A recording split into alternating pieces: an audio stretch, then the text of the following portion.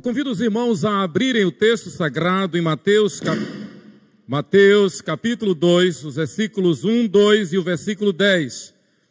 Mateus capítulo 2, você que está em casa, abra a Bíblia, chamem as crianças, permitam que as crianças tenham a Bíblia em suas mãos. Mateus capítulo 2, os versículos 1 e 2 e o versículo 10. Assim diz a palavra: Tendo Jesus nascido em Belém da Judeia, em dias do rei Herodes, eis que vieram os magos do Oriente a Jerusalém e perguntavam: onde está o recém-nascido rei dos judeus? Porque vimos a sua estrela no Oriente e viemos para adorá-lo. Versículo 10. E vendo eles a estrela, alegraram-se com grande e intenso júbilo. Amém. Queridos, o grande costume de luzes no Natal não é por acaso. É um símbolo para lembrar que Jesus é a luz do mundo.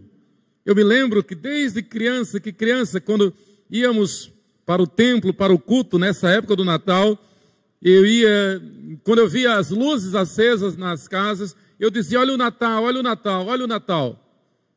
Na verdade, Jesus é a luz do mundo e Ele diz que cada um de nós é como uma lâmpada a refletir a luz maior que é Ele. Quando da vinda de nosso Senhor Jesus, João assim escreveu: no princípio era aquele que é a palavra, Ele estava com Deus. É João 1, de 1 a 10. Este é um texto clássico para nossa edificação, para evangelização. Este é um texto que tira muitas dúvidas, se não todas as dúvidas, com relação ao único Senhor e suficiente Salvador Jesus. No princípio era aquele que é a palavra. Ele estava com Deus e era Deus. Ele estava com Deus no princípio. Todas as coisas foram feitas por intermédio dele. Sem ele, nada do que existe teria sido feito. Nele estava a vida e esta era a luz dos homens. A luz brilha nas trevas e as trevas não a derrotaram. Surgiu um homem enviado por Deus chamado João. João o profeta, João o precursor, João Batista. Ele veio como testemunha para testificar acerca da luz, a fim de que por meio dele todos os homens crescem. Ele próprio não era luz, mas veio como testemunho da luz.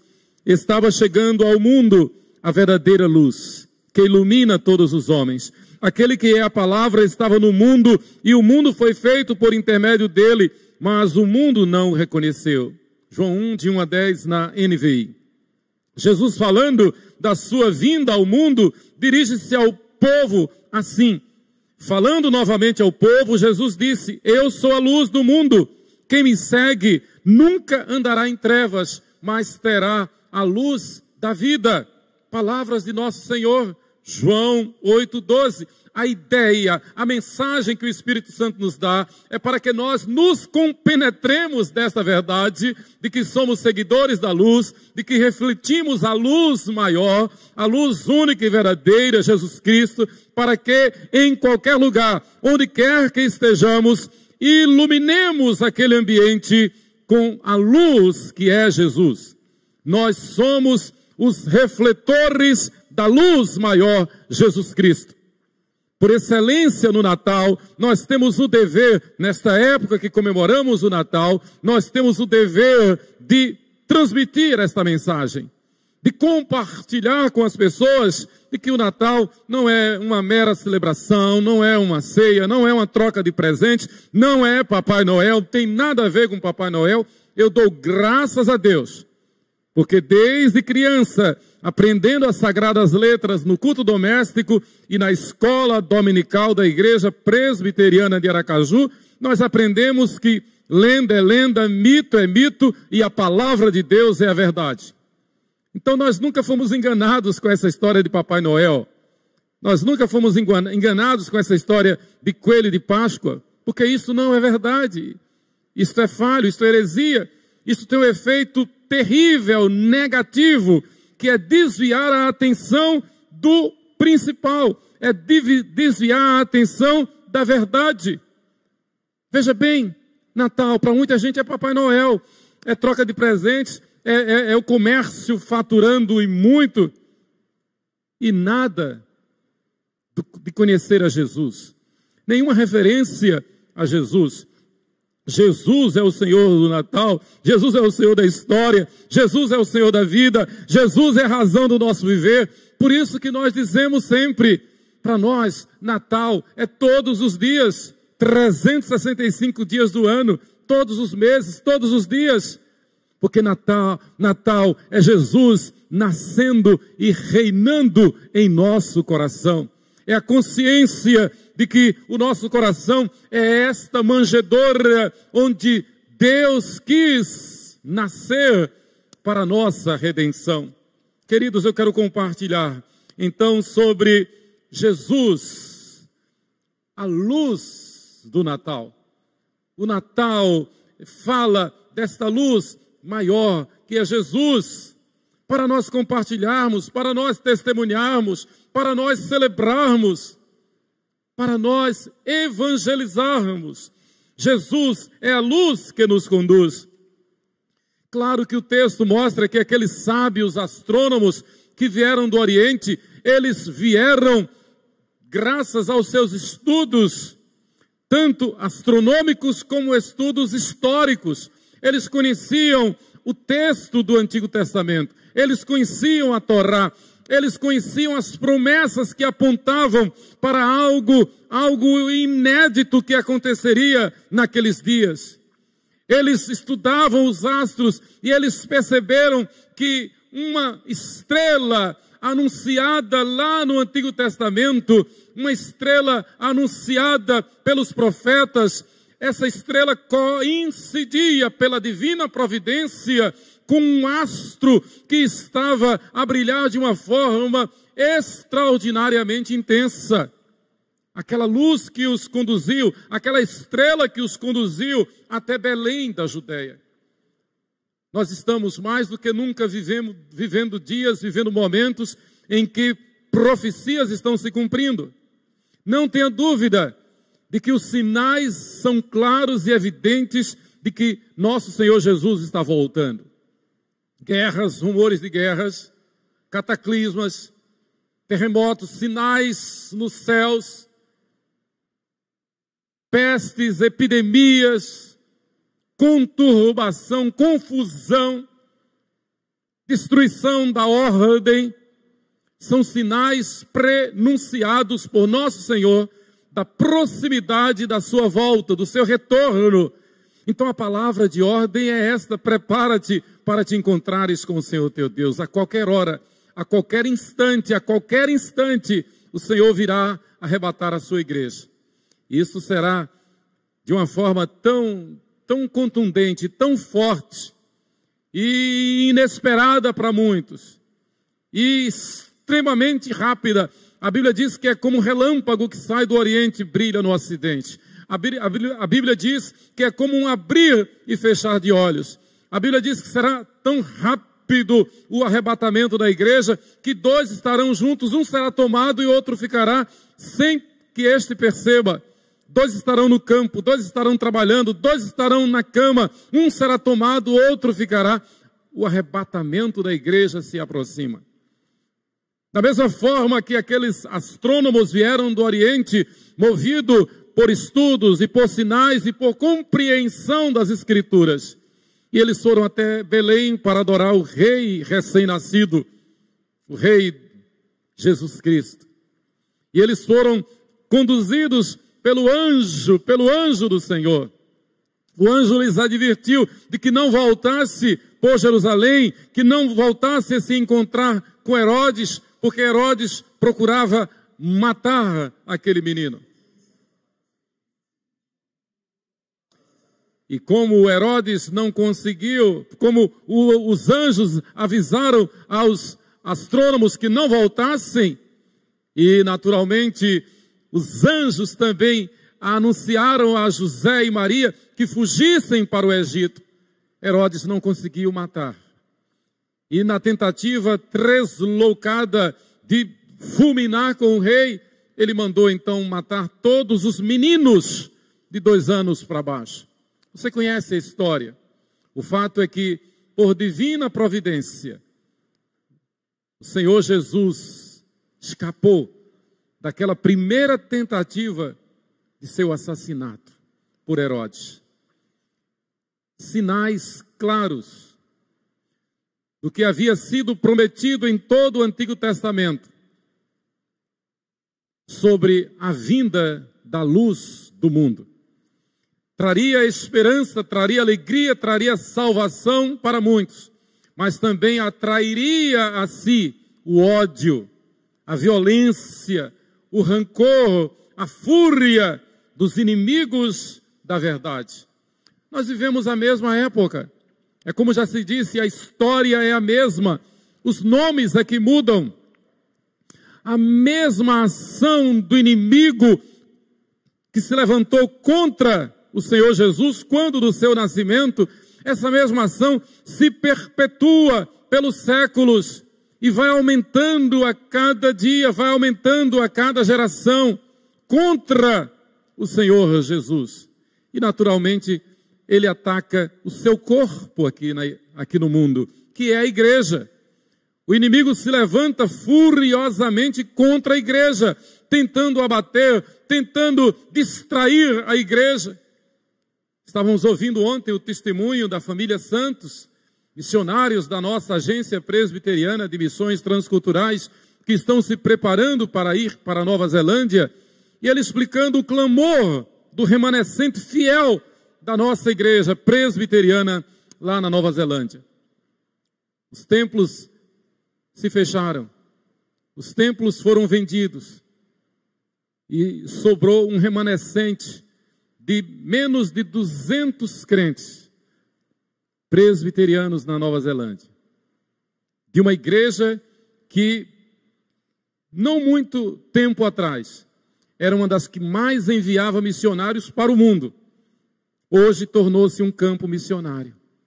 E a explicação que os líderes deram aqui na reunião do Supremo Concílio, quando vieram e trouxeram este apelo para que a IPB os socorresse, a explicação que eles deram foi esta.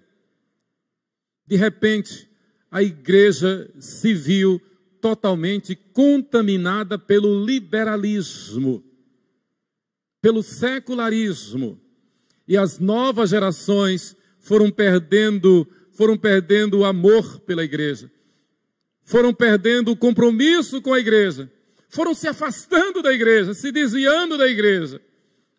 E o concreto é que hoje os templos foram vendidos. Este remanescente não se reúne mais em templo, se reúne de casa em casa. Porque o que sobrou de igreja como instituição, de igreja forte, o que seria o Supremo Concílio de lá, vendeu os templos. A causa, o liberalismo, o secularismo. Resumindo, eles se esqueceram, ou melhor, desprezaram o fato de que somos seguidores da luz, que é Jesus. Eles se esqueceram, ou melhor, desprezaram o fato de que, como seguidores de Jesus, nós somos luz aqui no mundo. Devemos resplandecer Jesus, não o que os homens pensam, não o que os homens dizem, não o que nós achamos, não os nossos conceitos e preconceitos, mas o que Jesus nos ensina. Somos radicalmente cristãos. Sim, somos radicalmente ortodoxos, somos radicalmente bíblicos e não abrimos mão de forma alguma dos nossos princípios cristãos, bíblicos. Jesus é a luz do mundo. No Salmo 119, versículo 5, este texto tão conhecido, diz: a tua palavra é lâmpada que ilumina os meus passos e luz que clareia o meu caminho. Então quem não segue a palavra está em trevas. Quem não se submete ao Senhor anda nas trevas. 700 anos antes de Cristo, o profeta evangelista Isaías disse: o povo que caminhava em trevas viu grande luz, e sobre os que viviam na região e sombra da morte raiou uma luz. Nós vivemos esta geração. Nós somos esta geração. No meio de um povo que vive nas trevas, no meio de um povo que vive na sombra da morte, nós somos essas lampadazinhas, nós somos essas lanternas que refletem a luz maior, Jesus Cristo. Nós somos esta luz onde as pessoas devem olhar para nós e ver Cristo em nós, a esperança da glória, e ver que nós temos esperança, e ver que nós não estamos sujeitos a este mundo, e ver que nós não temos medo neste mundo, porque a nossa confiança está em Deus. Nós somos, como já sabemos, o povo mais feliz da terra, porque nós temos Jesus como nosso Senhor e Salvador. Jesus é a luz que repele o inimigo. Aleluia! A Bíblia diz que com a vinda de Cristo, Deus conosco, cumpriram-se as profecias, como por exemplo, quando o evangelista Mateus cita o profeta Isaías, o povo que jazia em trevas viu grande luz. E aos que, Mateus citando Isaías, Mateus 4,16, e aos que viviam na região e sombra da morte, resplandeceu-lhes a luz. Vivemos dias dos mais difíceis, as pessoas amedrontadas, as pessoas encurraladas, as pessoas com medo, as pessoas tentando fugir da morte, tentando fugir da doença, as pessoas em desespero. Mas o texto diz, o povo que jazia em trevas viu grande luz, e aos que viviam na região e sombra da morte, resplandeceu-lhes a luz. Porque não morreremos, viveremos para sempre. Não morreremos. Para nós o viver é Cristo e o morrer é lucro. E é incomparavelmente melhor partir e estar com Cristo. E isto não é fuga, porque por amor aos perdidos, nós continuamos aqui testemunhando do Evangelho. Então, quanto mais os dias se agravam, quanto mais a tribulação se aproxima, mais o Espírito nos fortalece, o Espírito Santo nos encoraja, o Espírito Santo nos habilita a testemunhar com galhardia, a testemunhar com ousadia. Nós somos o povo alcançado pela luz, nós temos a esperança, nós transmitimos a esperança, nós temos a mensagem da salvação. Ontem, quando nós saímos daqui, depois daquela sala missionária, eu fui abastecer o carro. E que providência! Quando eu cheguei e o frentista se aproximou, ele foi logo dizendo, o senhor já percebeu que as pessoas estão com muito medo de morrer? Eu disse, olha, rapaz, você falou uma verdade, é isso mesmo. E aí eu respondi, mas você sabe que quem conhece Jesus não tem medo da morte? Ele disse, eu gostaria muito de crer, mas eu não creio em Deus, também não creio no diabo.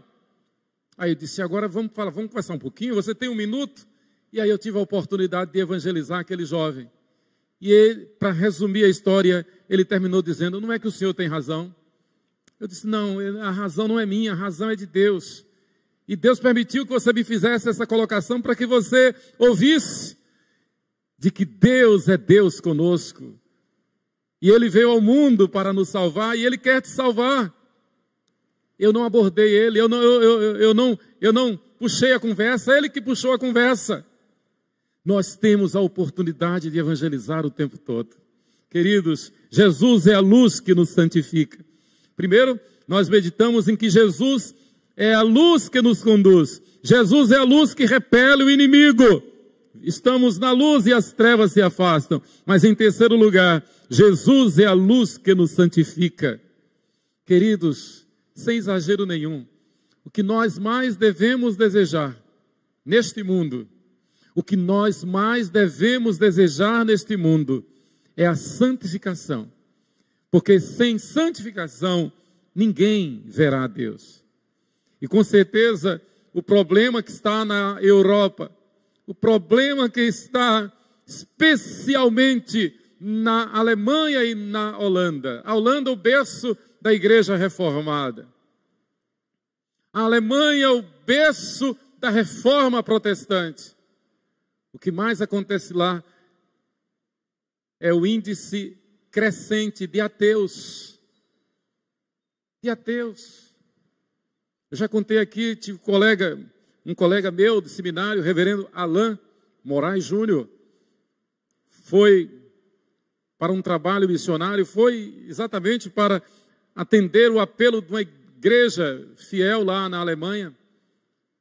E resumindo a história, ele foi denunciado, teve que comparecer à delegacia, porque celebrou o aniversário de um dos seus filhos, no seu apartamento. E naturalmente as crianças do condomínio foram convidadas. E ele celebrou o aniversário do seu filho com um culto. E ele foi denunciado pelos pais daquelas crianças por estar tentando impor uma religião naquelas crianças. Ele teve que responder um processo no país de Martinho Lutero, por estar dentro da sua casa, celebrando o aniversário do seu filho. E segundo as leis, então, hoje na Alemanha, não pode fazer um culto, não pode ler a Bíblia, não pode orar, porque estaria transgredindo uma lei. Nós somos a luz. Jesus é a luz que nos santifica.